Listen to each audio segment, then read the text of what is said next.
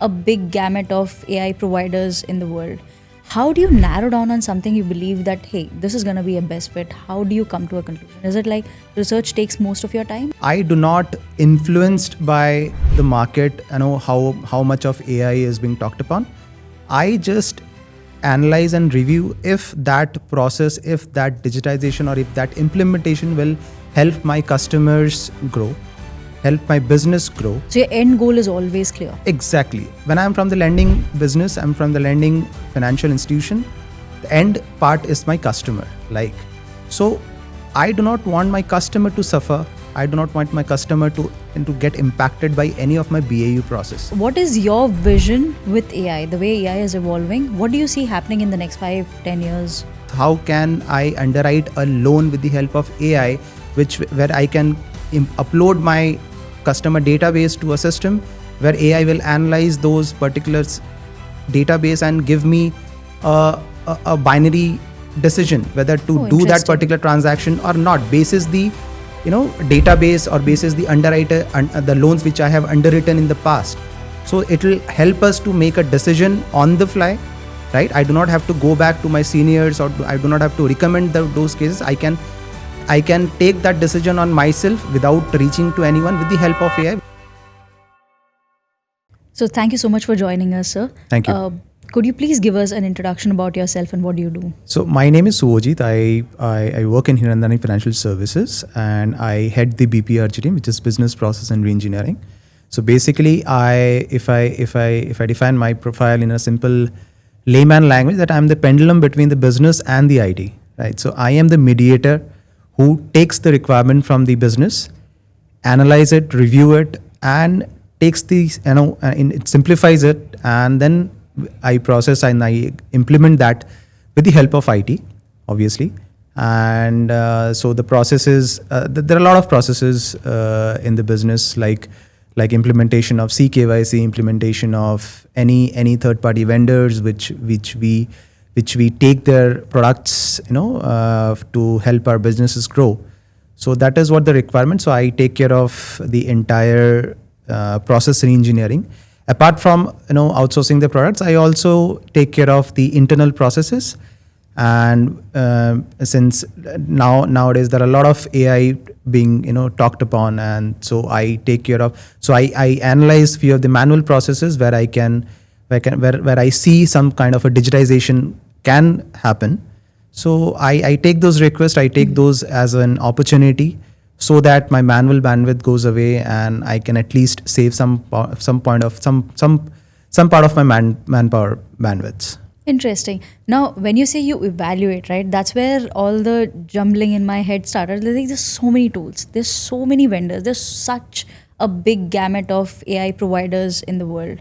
How do you narrow down on something you believe that, hey, this is going to be a best fit? How do you come to a conclusion? Is it like research takes most of your time, or?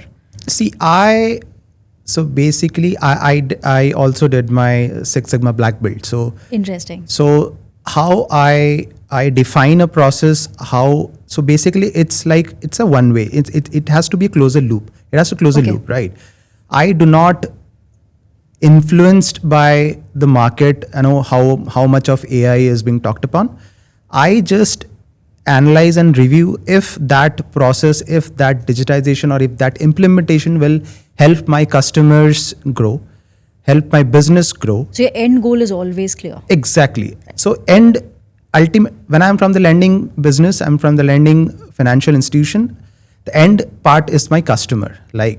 So I do not want my customer to suffer. I do not want my customer to get impacted by any of my BAU process, right? So I do not want to shift my BAU process. I just want to implement some kind of a tool in between my journey, so that the TAT, because I want to lend money to the customer, right? Right. Today, if my customer is getting money in 4 days, I just want to bring down those TAT to a single day or a 2 day. If any of my tool available in the market helps that, decrease the TAT, it is always welcome, right? But then at the end of the day, I cannot afford to implement any of my fancy tools which will ultimately impact my customers. Then I'm not interested. So Wow. that is what I analyze and review such some processes in the market. Very interesting to know about that. Now, on closing thoughts, what is your vision with AI? The way AI is evolving, what do you see happening in the next 5-10 years?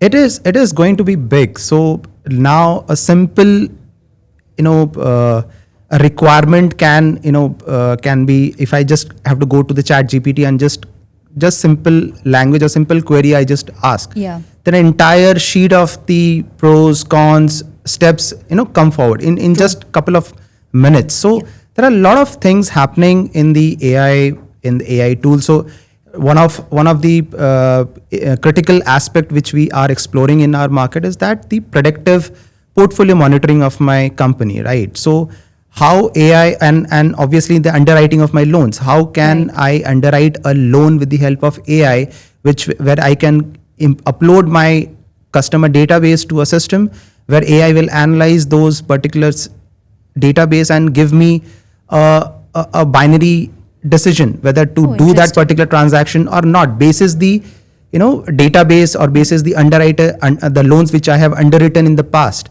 So it will help us to make a decision on the fly, right? I do not have to go back to my seniors, or I do not have to recommend those cases. I can take that decision on myself without reaching to anyone with the help of AI, whether I can do that particular case or not with the help of AI. So that is how we are exploring it right now. Obviously, it is too early to say that, but yeah, it is in 5 years down the line, it is going to be big.